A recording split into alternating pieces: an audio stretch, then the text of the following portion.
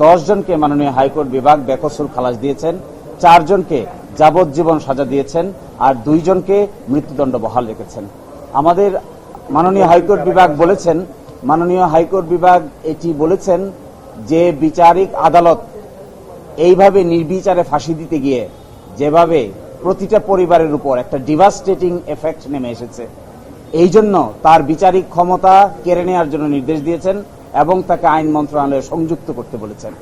এই যে নির্বিচারে ফাঁসি দেওয়ার বিরুদ্ধে আমরা শুরু থেকেই কথা বলে আসছি। যদি না কারো বিরুদ্ধে সুনির্দিষ্ট কোনো তথ্য প্রমাণ না থাকে, এইভাবে নির্বিচারে ফাঁসি দিলে তার কি এফেক্ট হয়, এটি আমাদের হাইকোর্ট ডিভিশন আজকে বলেছেন। আমার আসামি ছিল 3 জন, একজন ছিল মনি, আরেকজন ছিল জুবায়ের, আরেকজন ছিল মোহাম্মদ শামীম। মোহাম্মদ শামীম খালাস পেয়েছে, মনি খালাস পেয়েছে, আর জুবায়েরকে যাবজ্জীবন সাজা দিয়েছেন। আমরা জুবায়েরের জন্য উচ্চ আদালতে আপিল করব। আমরা একটি বড় আর্গুমেন্ট করেছিলাম, যে আর্গুমেন্টের জবাব রাষ্ট্রপক্ষ দিতে পারে নাই। ওই প্রেমিসেসে একটা সিসিটিভি ক্যামেরা ছিল, এই সিসিটিভি ক্যামেরার ছবি আজও সেখানে আছে। 6 বছর আগেও সেখানে সিসিটিভি ক্যামেরা ছিল, কিন্তু প্রসিকিউশন পক্ষ কিংবা ইনভেস্টিগেটিং অফিসার ওই সিসিটিভি ক্যামেরাটাও সিজ করে নাই, সিসিটিভি ক্যামেরাটাকে আদালতের সামনে উপস্থাপন করে নাই। একটা প্রেমিসেসে যদি সিসিটিভি ক্যামেরা থাকে, এর ফুটেজটা যদি আদালতের সামনে আসতো, সুনির্দিষ্টভাবে বোঝা যেত কে কাকে কোথায় কি করেছে, কিভাবে কে কাকে মেরেছে কিংবা মারে নাই। কিন্তু একটা রহস্য থেকে গেল যে 3 তলার উপরে, যে সাইকেল সেন্টারের উপরে এই নুসরাত কি করে তার এখানে আগুন লাগালো আর কেউই শুনলো না। একমাত্র শুধুমাত্র আশেপাশের লোক কেউই জানলো না, কেউ শব্দ পেল না, একা একা আগুন লেগে গেল। এই পার্টটুকুর রহস্য এখানে থেকেই গেল। ফলে আমরা এর বিরুদ্ধে আপিল করব। আমরা এক্সপেক্ট করি মাননীয় আপিল বিভাগে গিয়ে এই রহস্যের উন্মোচন হবে। এবং আরেকটি জিনিস আমি আদালতে দরখাস্ত করেছিলাম, যে নুসরাত একটি ডাইং ডিক্লারেশন দিয়েছে, এই ডাইং ডিক্লারেশনে একটা অডিও এবং ভিডিও আছে। আমরা দরখাস্ত দিয়েছিলাম যে হাইকোর্ট বিভাগে এই অডিও ভিডিওটি শোনানো হোক। এই ভিডিওটি আমরা দেখি এখানে প্রজেক্টরে, আসলে তিনি কি বলেছেন আর কি বলেন নাই। কারণ মৃত্যুকালীন জবানবন্দিতে তিনি বলেছেন 4 জন বোরকা পরা মেয়ের কথা বলেছেন, মহিলার কথা বলেছেন। কিন্তু আজকে দেখবেন সাজা হয়েছে জুবায়ের, সেও পুরুষ, সাজা হয়েছে জাবিদ, সেও পুরুষ, সাজা হয়েছে শামীম, সেও পুরুষ।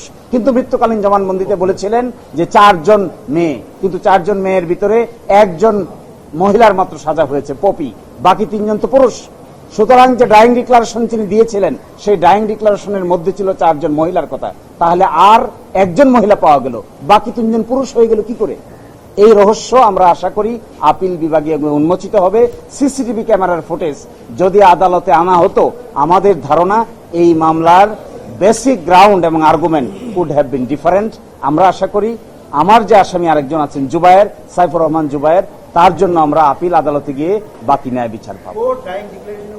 না, মিডিয়া ট্রায়ালের ব্যাপারে কোনো অবজারভেশন দেয় নাই, কিন্তু আমি আগে থেকেই বলেছি, এখনো বলছি, যদি অতিমাত্রায় কোনো ক্রিমিনাল কেসের মিডিয়া ট্রায়াল হয়, তাহলে অনেক সময় নিম্ন আদালতের বিচারকদের জন্য সঠিক সিদ্ধান্ত নেওয়াটা কঠিন হয়ে দাঁড়ায়। That is what is media trial. বিচারের আগেই অনেক সময় টেলিভিশনে বিচার হয়ে যায়, বিচারের আগেই অনেক সময় পাবলিক ডোমেনে বিচার হয়ে যায়। এগুলো হলে প্রকৃত অর্থে ন্যায় বিচার ক্ষতিগ্রস্ত হয়। এখানে দেখেন না, অতিমাত্রায় মিডিয়া ট্রায়াল হওয়ার কারণে 16 জন মানুষকে ফাঁসি দিয়েছে, হাইকোর্ট ডিভিশনে এসে 10 জনই খালাস পেয়ে গেছে। আর যে বাকি 6 জন নিয়েছে, তার মধ্যে মাত্র 2 জনের মৃত্যুদণ্ড বহাল রেখেছে। এবং তাও বলেছেন হাইকোর্ট বিভাগ যে ওই সংশ্লিষ্ট বিচারিক আদালতের বিচারিক ক্ষমতাকে কেড়ে নিয়েছেন। এর মানে কি, অতিমাত্রায় মিডিয়া ট্রায়াল হলে অনেক সময় নিম্ন আদালত সঠিকভাবে বিচার করতে পারেন না। আরেকটি আমি অবজারভেশন দিয়েছেন ডাইং ডিক্লারেশন সম্পর্কে, আমি আর্গুমেন্ট রেখেছিলাম, ডাইং ডিক্লারেশনে বলা আছে বোরকা পরা 4 জন মেয়ে। যদি তাই হয়ে থাকে, তাহলে আজকে যে সাজা হয়েছে তার মধ্যে 3 জনই পুরুষ, বাকি 1 জন কোথায় গেল?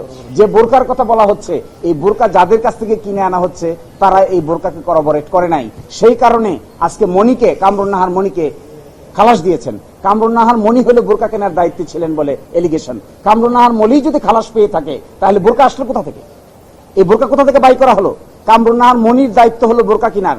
দেখা গেছে যেদিন কনস্পিরেসি হওয়ার কথা, তার 2 দিন আগে বোরকা হয়ে গেছে। এই বোরকার যে সব থেকে কিনা হয়েছে, তাদেরকে এখানে সাক্ষী করা হয়েছে, তারা কামরুন নাহার মনিকে চিনেই নেই। যদি না চিনে থাকে, এই জন্য কামরুন নাহার মনিকে এখান থেকে খালাস দেওয়া হয়েছে। তাই যদি দেওয়া হয়, তাহলে বোরকার অস্তিত্ব কোথা থেকে আসলো? কামরুন নাহার মনি ছাড়া আর তো কেউ বোরকা নিয়ে আসে নাই। তাহলে মেয়ে কি করে পুরুষ হলো, নারী কি করে পুরুষ হলো?